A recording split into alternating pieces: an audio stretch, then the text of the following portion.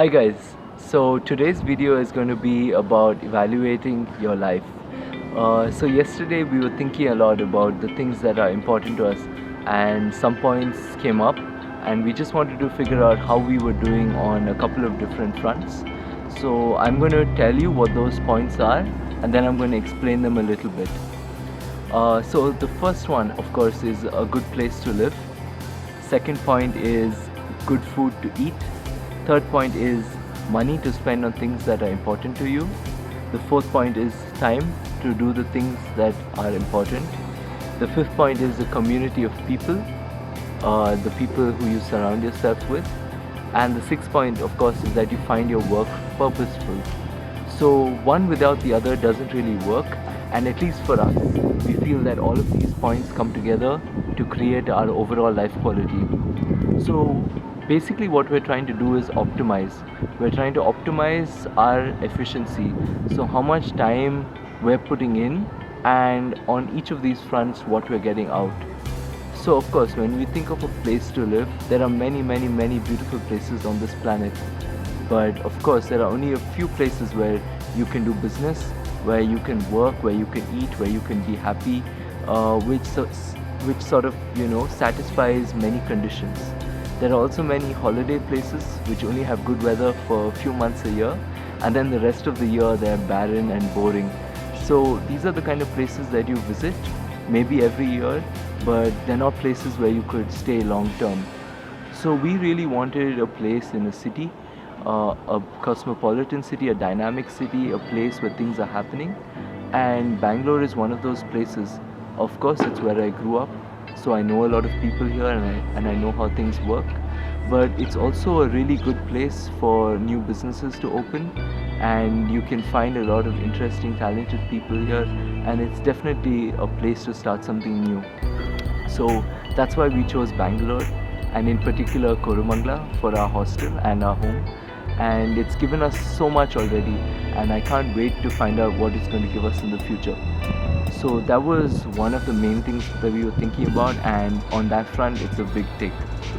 When we talk about food to eat, we're talking about healthy, nutritious food that does not harm any other people, and it does not harm any animals in the production. Preferably local food that's well suited to the environment, that's good for you. So when you think about the food that makes you happy, the food that nourishes you, food that you could eat every day. Like, I'm sure a lot of people enjoy burger and fries and eating fried stuff, but these are like rare things that you can eat and enjoy, and it's not something that you could eat on a daily basis, into the future. So we're talking about simple, healthy food that is good for you, good for your soul, good for the planet, good for animals. We're talking about simple vegan meals that are light and easy on your stomach. The third point is money to spend. So of course, everything apart, money is a tool for us to use to acquire the things that we need. It's a great transfer medium to convert one kind of product or one kind of service into another. So there's nothing inherently good or bad about money, it just exists. And even with its flaws, it's something for us to use for our benefit. So having the amount of money that you need to live your life quality is super important, right? And if you don't have it, your life quality diminishes. So we definitely need to have the kind of pocket money that we want. So once your food and your accommodation is taken care of, you just have other random expenditures, like say going for movies, going out to nice restaurants, helping other people. So you definitely want some spare cash around to do these things that add to your life quality.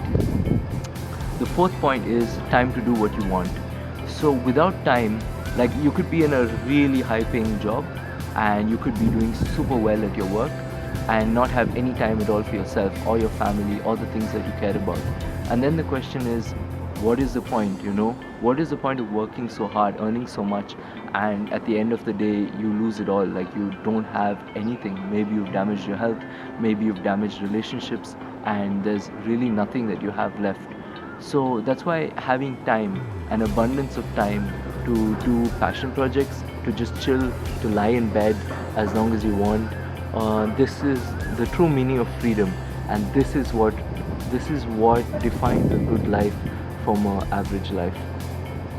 The fifth point is having a community of people. So, of course, as you all know, humans are social animals.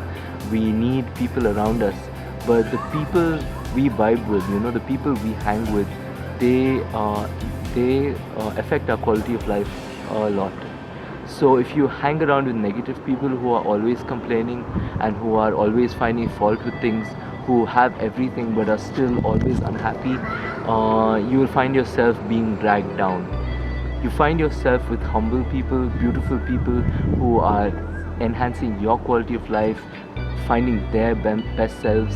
They bring out the best in you. These are people who are beneficial to your life quality, and you can be in turn beneficial to them. So when we talk about people, you need to really understand what kind of friends you want to cultivate and where you can find them. And in case you're sending out the vibes that are attracting you, the wrong sort of friends and people, then you need to change it. Change your scene, change your location, change your friend circles, change your ideas of what a friend is, and then try again.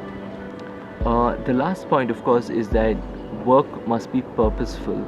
So, of course, we're all for passive income, and we're all for enhancing the amount of wealth creation from, say, the least amount of work, or doing one smart job and then getting paid, and not having to worry about money for your day-to-day needs.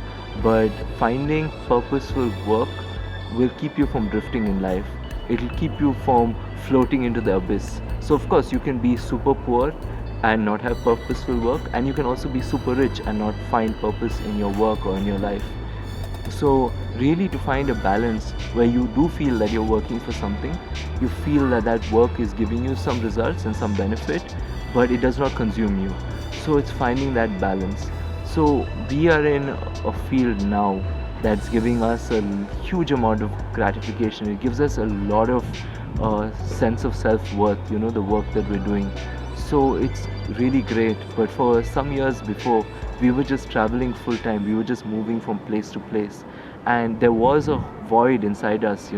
So even though we had money, we had food, we had accommodation, we could move around as we wished, we were in the truest sense free, there was something missing. And I feel it was this, the purpose in our lives. So so basically we did a life evaluation yesterday, and I just wanted to share the criteria on which we based it. And maybe you could also find out what's most important for you and see how you're doing on these fronts.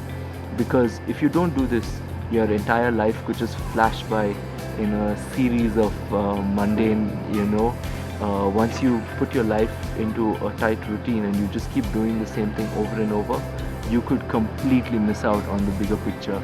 So doing an evaluation like this will keep you on track. It'll make sure that you don't get bored of what you're doing, and you always feel like you're moving forward. So give it a shot, try it out, and let me know what you think. Did it work for you? Did it not? And please like, share and subscribe. Please share this video with anybody who you think it might help, and see you guys in the next video.